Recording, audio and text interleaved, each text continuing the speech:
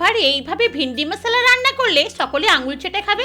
ভালো করে ধুয়ে ভিন্ডিগুলোর দুদিকটা বাদ দিয়ে হালকা চিড়ে নিয়ে সবগুলো কেটে নিতে হবে। তেল গরম করে ভিন্ডিগুলো দিয়ে কালার ভালো রাখার জন্য হলুদ ছড়িয়ে ভেজে নিয়ে লালা ভাব কাটলেই নুন দিয়ে ভেজে তুলে নেব।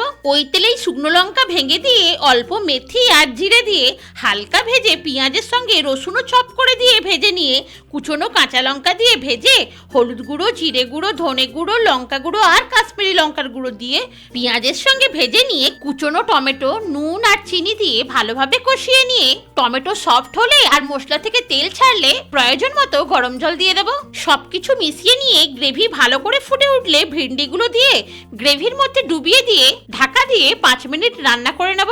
ঢাকা খুলে দেখুন বন্ধুরা, আমাদের ভিন্ডি মশলাতে কত সুন্দর কালার এসে গেছে। এবার নিজেদের ইচ্ছে মতো গ্রেভি রেখে গ্যাস বন্ধ করে পরিবেশন করে নিলেই হলো। ভিন্ডি মশলা পুরোপুরি রেডি। তাহলে একবার ট্রাই করা যাক।